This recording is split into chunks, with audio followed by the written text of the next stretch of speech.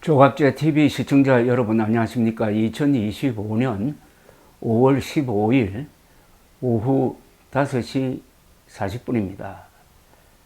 드디어 국민의힘이 윤석열 전 대통령의 탈당을 요구를 했습니다.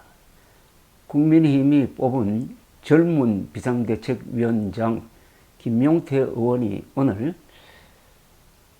윤석열 씨를 찾아뵙고 정중하게 탈당을 요청하겠다고 했습니다. 만약 불응하면 다른 방법을 쓰겠다는 뉘앙스의 이야기도 했습니다.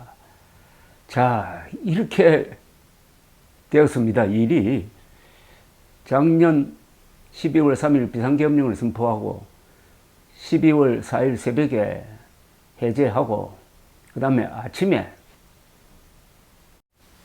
그날 아침에 한동훈 대표가 윤석열 대통령의 탈당을 요구를 했습니다. 그리고 그날 오후에 윤석열 대통령을 만나서 탈당을 요구했습니다. 이 자리에서 윤석열 대통령은 탈당 요구를 거부하고 민주당이 국회에서 줄탄핵을 하는 바람에 비상계엄령을 선포할 수밖에 없었다고 답을 했습니다. 그래도 한동훈 대표는 탈당해야 된다 하는 입장을 유지하면서 한편으로는 탄핵에는 반대한다 이렇게 되었습니다. 그래서 12월 7일 제1차 탄핵 시도가 있을 때는 국민의힘이 이를 저지했습니다. 그러면서 질서 있는 퇴진, 그러니까 조기하야죠. 그걸 추진하다가 결국 윤석열 대통령이 버티겠다고 이렇게 하는 바람에 12월 14일에는 국민의힘에서 이탈자가 생겨서 탄핵안이 통과가 되고 말았습니다.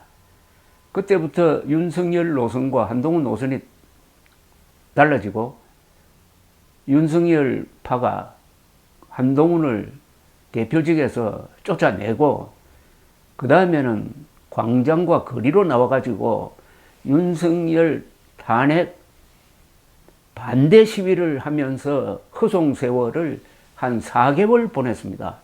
그러다가 우여곡절 끝에 2025년 5월 15일 이제 공식으로 탈당을 요구하게 되었습니다.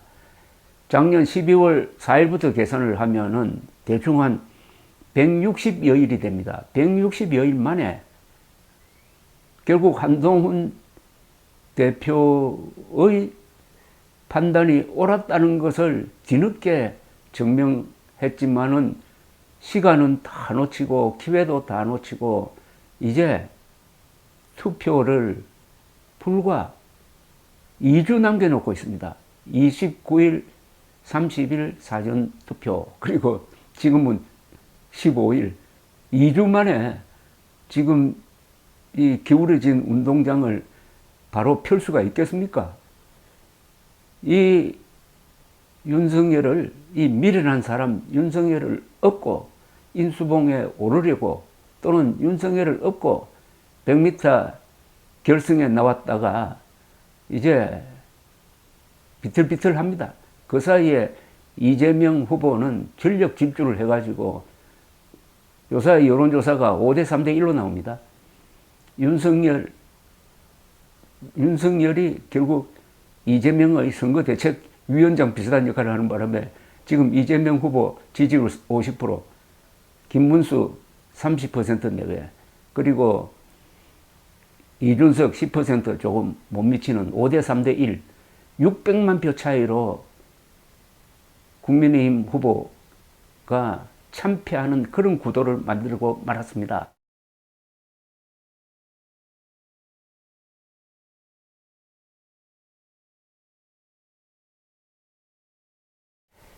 국민의힘이 한동훈을 내친 그 저주를 지금 받고 있는데 그걸 바로 김용태 위원장이 확인한 겁니다. 우리가 그동안에 160일 동안 바보짓 했다.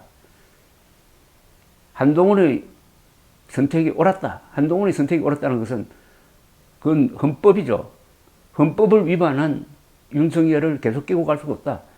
그 다음에는 국민이죠. 국민을 배반한 윤석열을 끼고 갈 수 없다. 그런데 나중에 윤석열은 자기가 비상계엄령 선포한 이유를 또 하나 보탰습니다.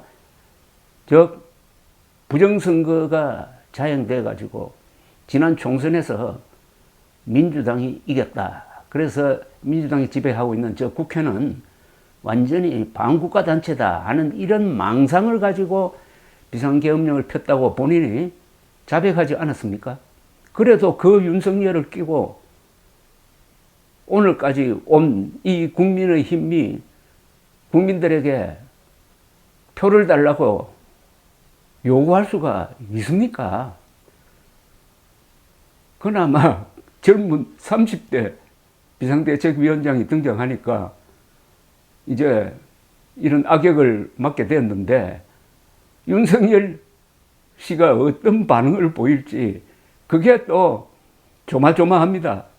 격분을 할지 또 궤변을 늘어놓을지 윤석열을 딛고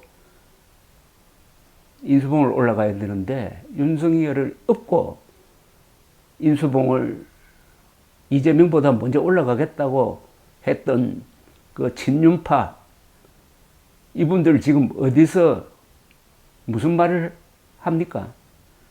윤석열뿐만 아니라 국민의힘이 정식으로 사과를 해야 됩니다. 그리고 국민의힘 중에 다선 의원들, 광장에 나갔던 다선 의원들, 이제 자신들을 뽑아준 유권자들을 그리고 지역구 주민들에게 사과를 해야 됩니다. 감사합니다.